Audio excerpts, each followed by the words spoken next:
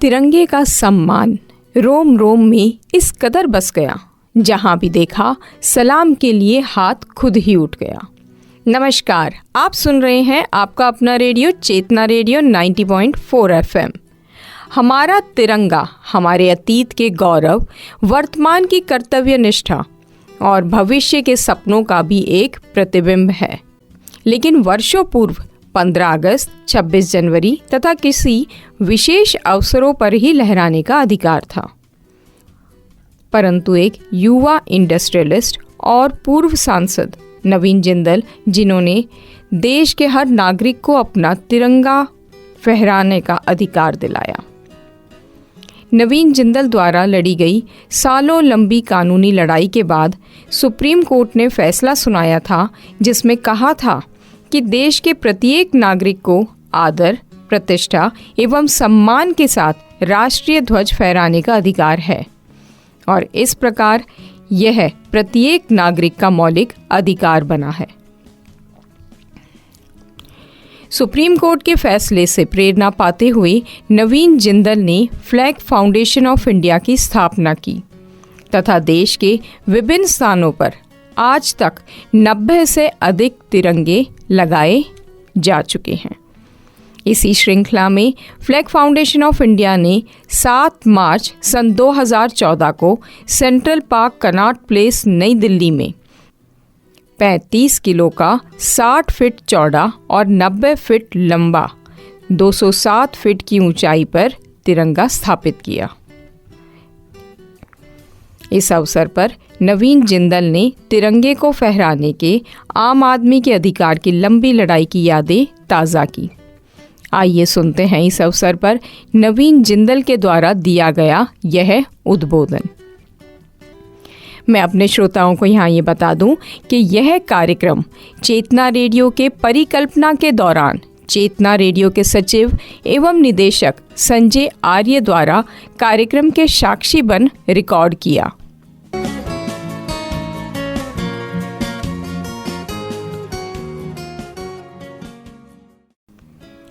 सभी को मेरा नमस्कार।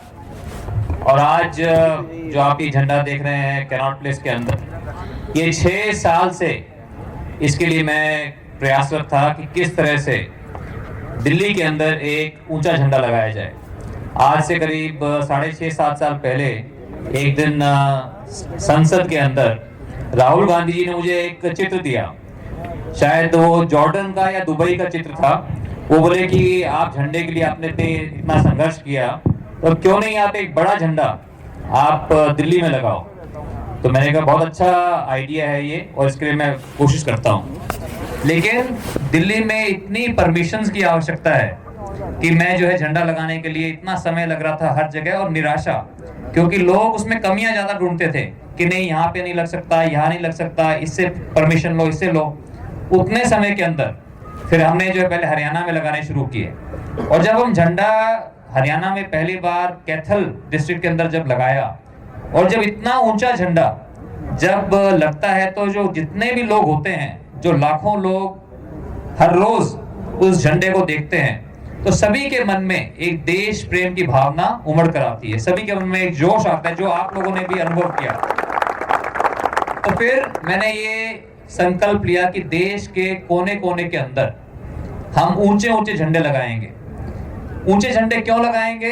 क्योंकि ये ऊंचा झंडा जो है दिन और रात को भी जो है इस पे रोशनी करके, रात को जैसे अभी कमांडर केवी सिंह साहब बता रहे थे, तो जैसे अखंड ज्योत होती है, उसी तरह ये अखंड झंडा है जो कि दिन को भी और रात को भी फहराएगा।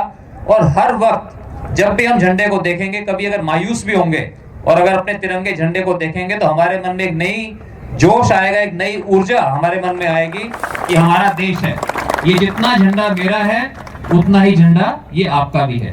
और जब हम अपने देश के झंडे को जब फहराते हैं, इसे दर्शाते हैं, चाहे अपने कपड़ों के ऊपर, चाहे अपनी कलाई के ऊपर, चाहे अपने घर के ऊपर या घर के अंदर, तो हम केवल यही दर्शाते हैं कि हम एक भारतीय हैं, हमें अपने देश से प्यार है।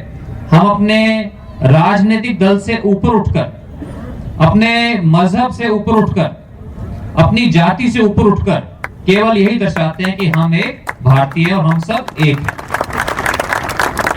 आप जानते हैं कि आज से 21 साल पहले जब मैं 22 साल का था तब ये संघर्ष शुरू किया। 1993 से ये जो है संघर्ष शुरू किया, क्योंकि जब मैं अमेरिका में पढ़ रहा था 1990 के अंदर, तो मैं देखता था कि अमेरिकन, क्योंकि अभी भी आते हुए मुझसे बहुत से लोग पूछ रहे थे कि आपने ये झंडे के लिए सरकार के ऊपर केस क्यों किया। तो मैं आपको बताना चाहूंगा, क्योंकि मैंने उनको कहा था कि मैं आपको जरूर जब मुझे बोलने का मौका मिला तो मैं आपको बताऊंगा। तो 1990 में जब मैं अमेरिका पढ़ने के लिए गया तो मैं देखता था कि अमेरिकन अपने अपने घरों के ऊपर बहुत गर्व से अमेरिका का झंडा लगाते थे। उन्हें इतना अपने देश का झंडा लगाते देख मुझे मन में आया कि मैं भी अमेरिका का झंडा अपने कमरे में लगा लूं। लेकिन फिर मेरे दिमाग में आया कि मैं तो इंडियन हूं, मैं अमेरिका का झंडा कैसे लगा सकता हूं। मैंने कहा मैं क्या करूं, मैंने कहा मैं इंडियन हूं, मैं इंडिया का झंडा लगाऊं। अब इंडिया का झंडा मुझे अमेरिका में मिले कहां से। तो मेरे कुछ दोस्त थे मेरे अमेरिकन, मैंने को बोला कि where can I find the Indian flag? They said, oh, you can find Indian flag in India. And then one other friend of mine said, no, there's a flag shop in downtown Dallas. You can find a flag there. I said, okay, I'll go over the weekend. लेकिन 3-4 दिन के बाद उसी American friend ने मुझे एक packet दिया। मैंने कहा क्या है, बोलो open it. I opened it and it was such a large Indian flag. And I was 20 years old. मुझे कभी मौका नहीं मिला था अपने 20 साल के जीवन में भारत के अंदर जब मैंने तिरंगे झंडे को अपने हाथों में लिया हो। मैं समझता हूँ कि आप में से भी हर को मौका नहीं मिला होगा कि तिरंगे झंडे को हाथ में ले, लेकिन जब मैंने उस झंडे को हाथों में लिया तो जो प्रेरणा, जो खुशी मुझे मिली मैं उसको बता नहीं सकता, लेकिन आप सब उस बात को अनुभव कर सकते हो। तो मैं उसमें अपनी यूनिवर्सिटी ऑफ टेक्सास डैलस का मैं प्रेसिडेंट था।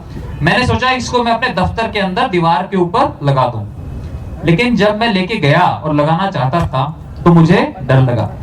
मुझे लगा कि अमेरिकन यूनिवर्सिटी के अंदर मैं भारत का झंडा लगा दूंगा तो ये लोग कहीं बुरा ना मान जाए। लेकिन मैंने आसपास पूछा कि ऐसे is it okay if I put up the Indian flag? They said, yeah, it's cool, no problem. I said, okay, great. So I put up the Indian flag और जब मैं झंडे को देखता मुझे बहुत खुशी होती। मैं वहां पर अमेरिकन्स को हमारे अलग अलग रंगों के बारे में बताता, हमारे फ्रीडम स्ट्रगल के बारे में बताता।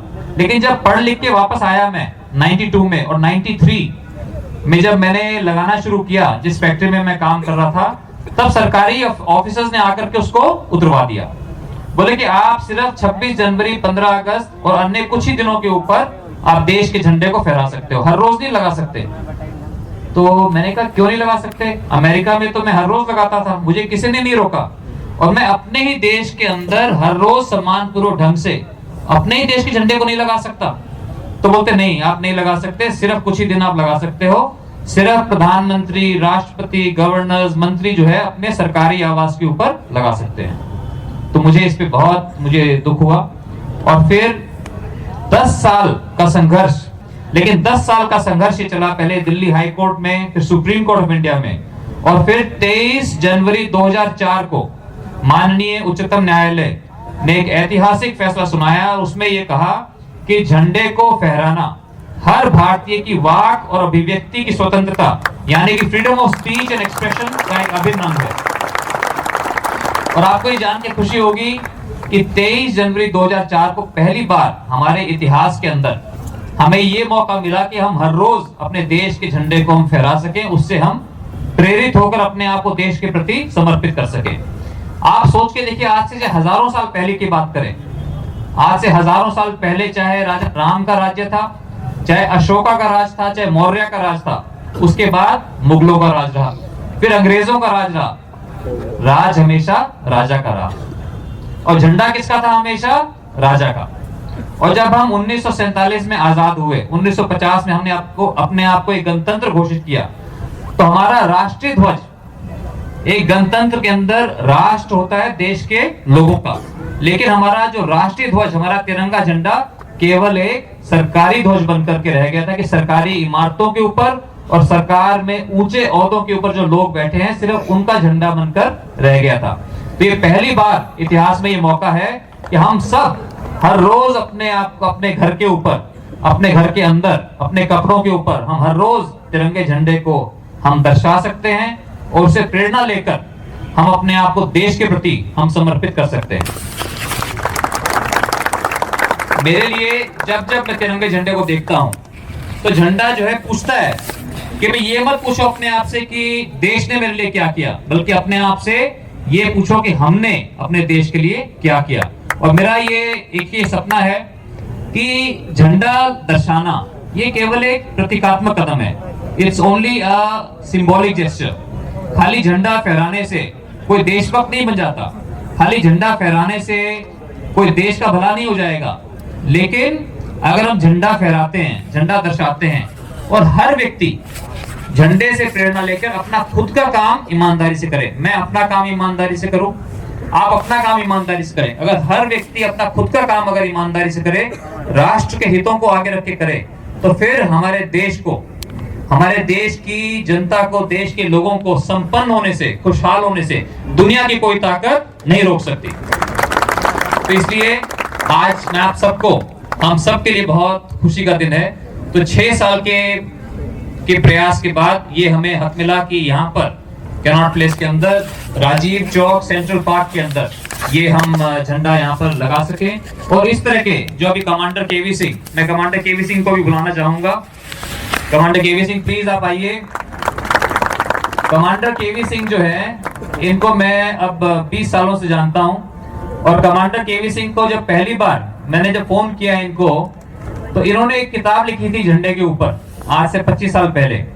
उस किताब को देख करके मैंने इनको ढूंढ ढांड के इनको फोन किया और मैंने इनको कहा कि कमांडर साहब, मैं केस करना चाहता हूं कि हर भारतीय को झंडा फहराने का हक मिले। तो इन्होंने बोला, फोन पे बोला, ये वैसे फोन पे बड़े जो है ना कड़क मिजाज के हैं कमांडर साहब, तो इन्होंने फोन पे मेरे को डांट दिया। बोले नहीं नहीं, मैं नहीं विश्वास करता, अगर हर आदमी जो है झंडा फहराएगा तो झंडे का जो है लोग अपमान करेंगे, झंडे की जो है मर्यादा कम हो जाएगी। तो मैंने कहा कमांडर साहब, आपसे ज्यादा नॉलेजेबल तो भारत में कोई नहीं है झंडे के ऊपर, आप ही ने किताब लिखी झंडे के ऊपर। बोले हाँ। मैंने कहा आपको झंडा लगाना अलाउड है? बोले नहीं। मैंने कहा अगर आपको मौका मिलेगा झंडा लगाने का, क्या आप इसका अपमान करोगे? बोले बिल्कुल नहीं करूंगा, क्या बात कर रहे हैं आप? तो मैंने कहा मैं यही तो कह रहा हूँ कि जब आप झंडे का अपमान नहीं करोगे और आपको भी जो है झंडा लगाना की परमिशन नहीं है, हम यही तो कह रहे हैं कि अगर कोई सम्मान पूर्वक ढंग से झंडा दर्शाना चाहे तो उसे इजाजत होनी चाहिए। फिर बड़ा मिलकर के बड़ा इनको हमने समझाया, लेकिन उसके बाद से इन्होंने हमारा हर मोड़ के ऊपर जो है इन्होंने हमारा साथ दिया। और मैं एक ये क्विज भी करना चाहूंगा आप में से कि अगर कोई कमांडर साहब की एज सही बता देगा तो उसको जो है हम झंडा गिफ्ट देंगे। कोई बताना चाहेगा जी? अच्छा बताइए जी। हाँ जी, व्हाट्स हिज एज? 60?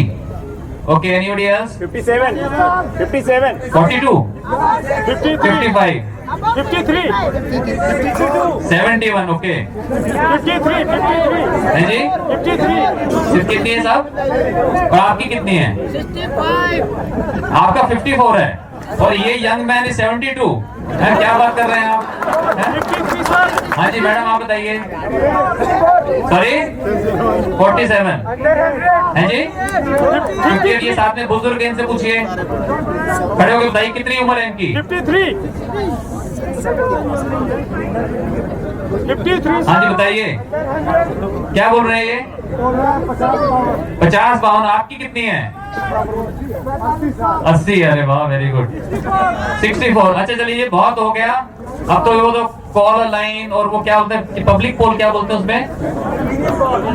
अच्छा, लॉक कितने पे करूं बताओ? 45 पे। बताओ जी, अपनी एज कितनी है बताइए कमांडर साहब? सर मैं 76 ईयर हूँ। देखिए 76। इसलिए आप अगर झंडे से प्रेम करेंगे, झंडा दर्शाएंगे, तो आप भी हमेशा नौजवान ही दिखाई देंगे। तो ये 76 ईयर ओल्ड यंग मैन, और इनका मेरा प्रॉमिस है, ये बोल रहे हैं कि मैं 76 से ज्यादा जो है जब झंडे लगा के जो है मैं चैन लूंगा।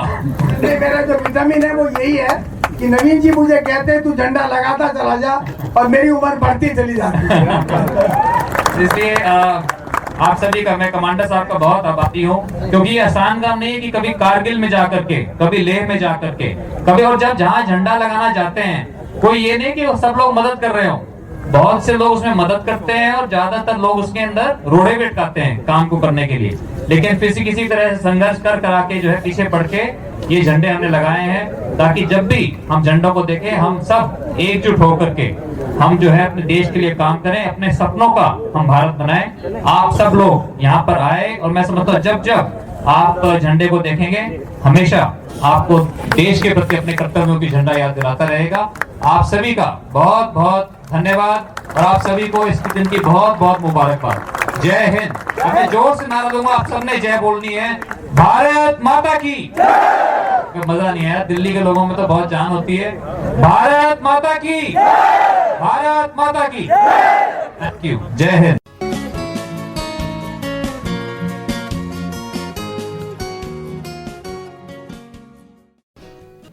आप सुन रहे थे 7 मार्च सन 2014 को सेंट्रल पार्क कनॉट प्लेस नई दिल्ली में स्थापित राष्ट्रीय ध्वज के स्थापना कार्यक्रम के अवसर पर फ्लैग फाउंडेशन ऑफ इंडिया के पूर्व सांसद नवीन जिंदल का उद्बोधन।